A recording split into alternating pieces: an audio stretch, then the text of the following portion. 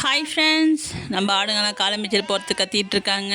மணி பார்த்திங்கன்னா 7:15 தான் ஆகுது. சூரியனும் இன்றைக்கி வந்து சீக்கிரமாகவே வந்துடுச்சு. நேற்று சாயந்தரம் பார்த்திங்கன்னா ஆடுங்கெல்லாம் வந்து சரியாக மேய போனானுங்க. ஒரு 3/4 மணி நேரம் கழிச்சு மழை வந்து தூர ஆரம்பிச்சிச்சு. அதனால் எல்லாம் ஒடியாந்துச்சுங்க. மழை வந்து பேஞ்ச பாடும் இல்லை, காஞ்ச பாடும் இல்லை, அப்படியே தான் இருக்குது.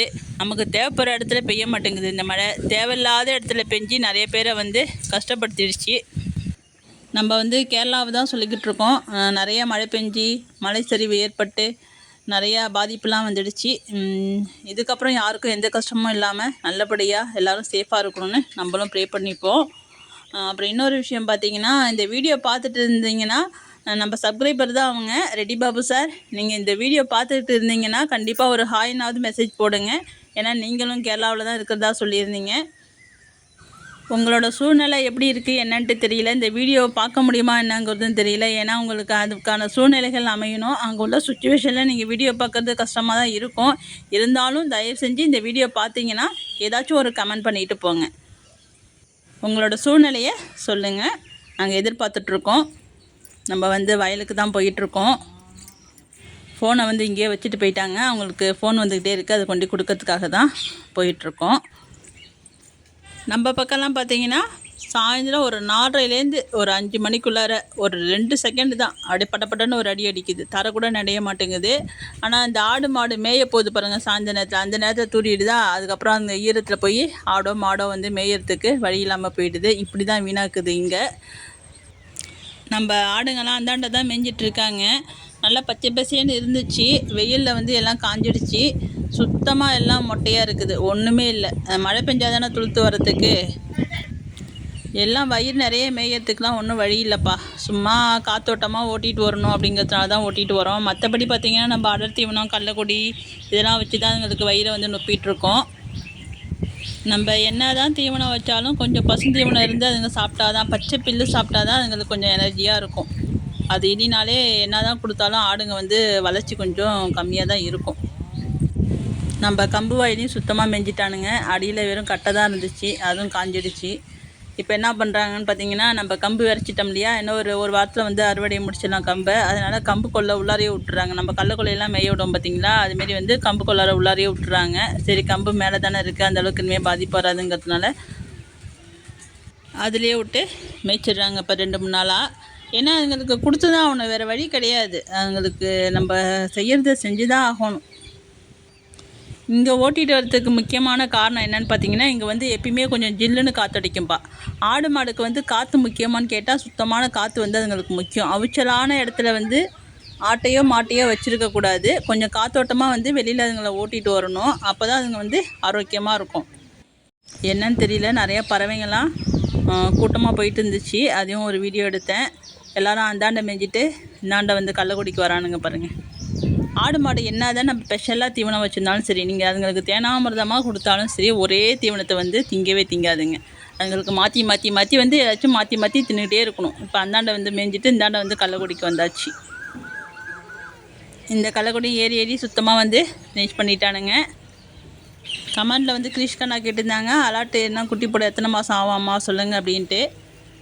1.5லேருந்து ஒரு 2 மாதம் ஆகும்பா. ஏன்னா நிறையா குட்டி இருந்துச்சுன்னா கொஞ்சம் சீக்கிரமாகவே குட்டி போட்டுரும். அது வயிற்றில் இருக்க குட்டியை பொறுத்து இருக்குது. வயிறெல்லாம் பெருசாக தான் இருக்குது, அதால் நடக்க முடியல. நிறைய ஆடு இப்படி தான் இருக்கிறானுங்க. பார்ப்போம் எல்லாம் எப்படி குட்டி போடுறானுங்கன்ட்டு. நம்ம இன்னும் தண்ணிலாம் பிடிச்சி வைக்கல. வீட்டுக்கு போயிட்டு தண்ணி பிடிச்சி வைக்கணும். நம்ம வயலுக்கு போயிட்டு வந்தாலே நம்ம பின்னாடியே நிறைய பேர் வந்துடுவானுங்க. அதுக்காட்டியும் வரத்துக்காட்டியும் தண்ணியை பிடிச்சி வைக்கணும். நம்ம புண்ணாக்கு வந்து ஊற வச்சுருக்குறோம். இன்றைக்கி வந்து பார்த்திங்கன்னா தேங்காய் புண்ணாக்கு கடல புண்ணாக்கு ரெண்டும் சேர்ந்து காலையிலே ஊற வச்சுருந்தேன். அதுதான் வந்து கலந்து மிக்ஸ் பண்ணி உப்பு போட்டு சமையல் உப்பு போட்டு தண்ணி பிடிச்சி வைக்கிறேன். தேங்காய் புண்ணாக்கும் வைக்கலாமான்னு கேட்டிங்கன்னா கண்டிப்பாக வைக்கலாம். நம்ம வீட்டில் வந்து தேங்காய் ஆடணும், அந்த புண்ணாக்கு இருந்துச்சு, அது வேஸ்ட் பண்ண வேணாமன்னு கொடுக்குறோம். கண்டிப்பாக வந்து தேங்காய் புண்ணாக்கும் கொடுக்கலாம் ஆடுக்கு. அதுவும் வாசனையாக தண்ணி குடிக்குங்க. நம்ம ரெண்டுத்தையுமே கலந்து ஒரு பக்கெட்டில் தான் மிக்ஸ் பண்ணி வச்சுருக்குறோம். நம்ம இத்தனை ஆட்டுக்கும் எப்படி ஊற வைக்கிறோன்னு பார்த்திங்கன்னா ஒரு 4-5 கை நான் ஊற வைக்கிறேன் பாருங்கள்.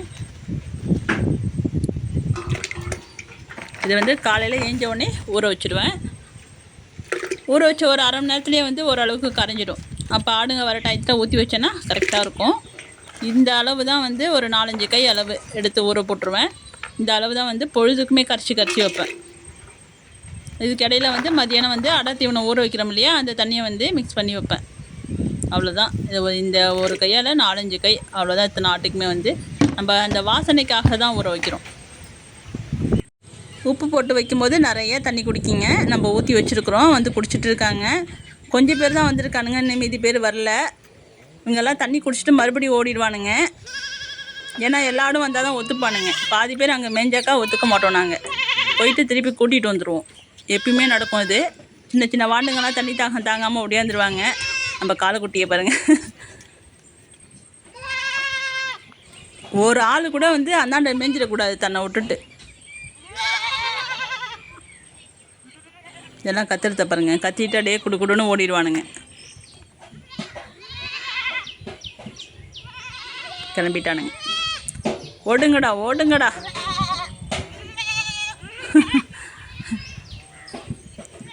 இன்னும் பாதி பேர் வரல, பெரியவங்கலாம் வரல. சின்ன செட்டுலாம் வந்துட்டாங்க, இன்னும் பெரியவங்கலாம் வரல. எல்லாம் மேய்ஞ்சிட்ருக்காங்க, திரும்பி ஓடுறானுங்க. திரும்பி போய் கூட்டிகிட்டு வந்துடுவானுங்க எப்படியா இருந்தாலும். மணி வந்து 9 போகுது, அதனால் கூட்டிகிட்டு வந்துடுவானுங்க. நம்ம காலைக்குட்டி மட்டும் தண்ணி குடிச்சிட்ருக்காரு. அவரும் கிளம்பிட்டார்.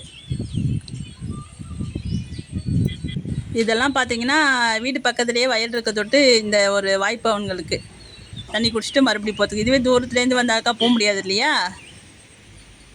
நம்ம இந்த வீடியோவில் வந்து பேன் மருந்து எப்படி வைக்கிறதுங்கிறதையும் காமிச்சிருக்கிறோம். வீடியோ வந்து ஸ்கிப் பண்ணாமல் பாருங்கள். எப்படி வந்து பேன் மருந்து வச்சு விட்டோங்கிறதையும் நான் வீடியோவில் சொல்கிறேன். என்ன மருந்து, என்ன கம்பெனி அப்படிங்கிறதையும் சொல்கிறேன். மறுபடியும் எல்லோரும் வந்துட்டானுங்க கூட்டிகிட்டு. எல்லோரும் மறுபடியும் தண்ணி குடிக்கிறாங்க பாருங்கள். போய் கூட்டிகிட்டு வந்துட்டானுங்க எல்லாத்தையும்.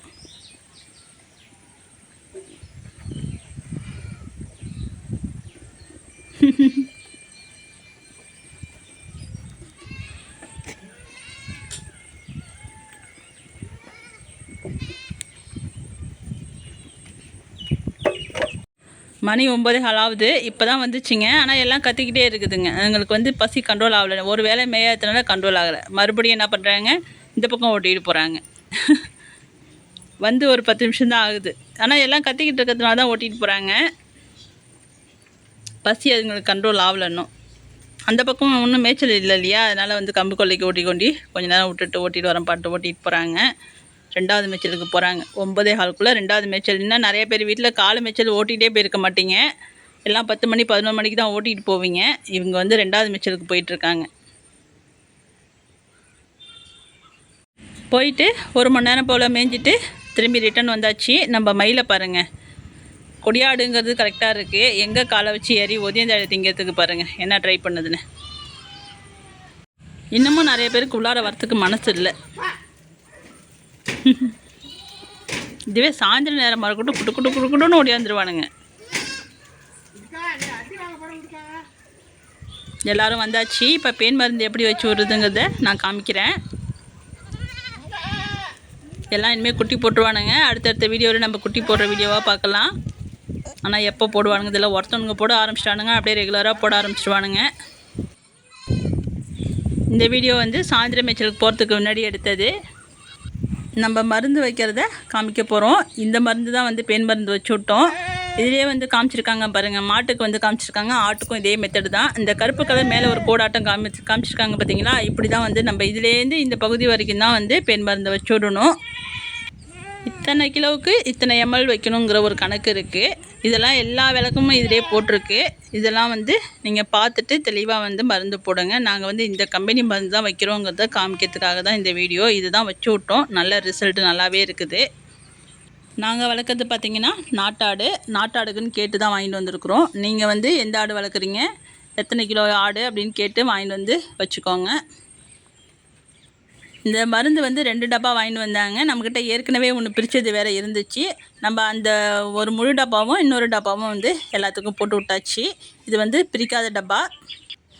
இதை பிரித்து வச்சோம்னா ஆவியாக போயிடும். நம்ம பிரித்து ஏற்கனவே ஒரு டப்பா இருந்துச்சுன்னு சொன்னோம் இல்லையா, அது 2 ஆட்டுக்கு மட்டும் தான் போட்டுட்டு மீதியை வச்சோம். ஒரு காவாசி தான் இருந்துச்சு, மீதி டப்பாவை எல்லாம் ஆவியாக போயிடுச்சு. அதனால் பிரித்தோம்னா ஆவியாக போயிடும். அதனால் இது வந்து பிரிக்காமல் நான் உங்களுக்கு சாம்பிள் மட்டும் எப்படி வைக்கிறதுன்னு காமிக்கிறேன்.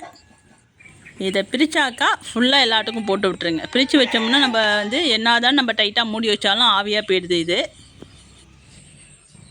இங்கே பாருங்கள், இது வந்து ஓப்பன் பண்ணாமலே இருக்குது. இது தனியாக வந்து மூடி கொடுத்துருப்பாங்க. நம்ம வந்து இந்த மூடியை கட்டிட்டு நம்ம இந்த விரலில் வச்சுருக்கோம் பார்த்தீங்களா, அந்த மூடியை போட்டு மூடிட்டு தான் நம்ம வந்து சொட்டு சொட்டாக வைக்கணும். இந்த மருந்தை போடும்போது கையிலலாம் படாமல் சேஃப்டியாக போடுங்க. இது வந்து ஊடுருவி பரவுகிற மருந்து. அதாவது நம்ம வயலுக்கு தான் களைக்கொல்லி அடிக்கிறோம் இல்லையா, அதுக்கு ஈடான மருந்து. நம்ம ஒரு சொட்டு வச்சோம்னா அது உடம்புல ஒரு அளவுக்கு குறிப்பிட்ட தூரம் வரைக்கும் ஊடுருவி பரவும்.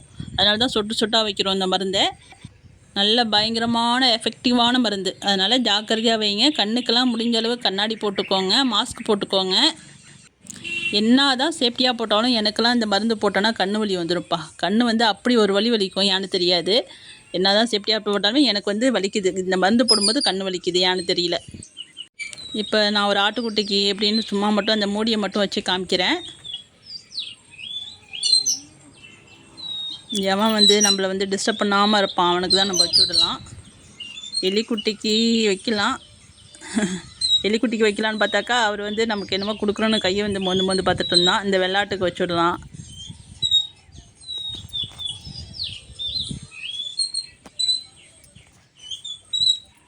இந்த வெள்ளாட்டுக்கு வைக்கலாம். இங்கே பாருங்கள், இந்த பகுதியிலேருந்து எல்லாம் டிஸ்டர்ப் பண்ணிகிட்ருக்கானுங்க.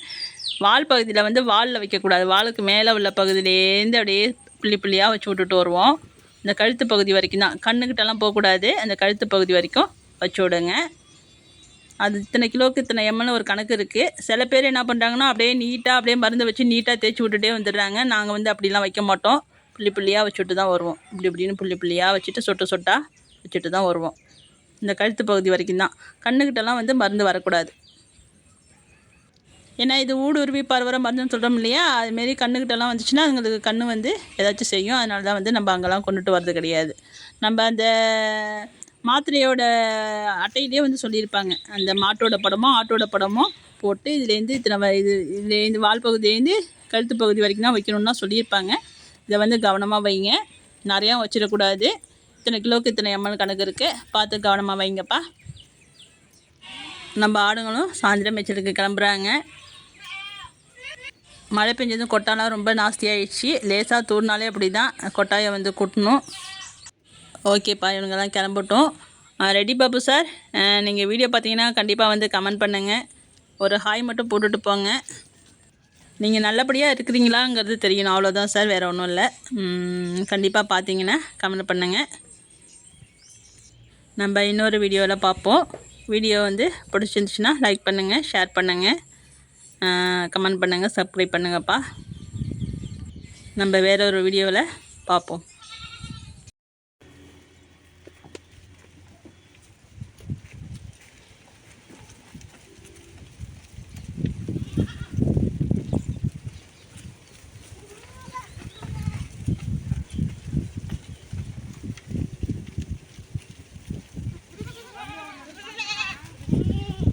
ஆ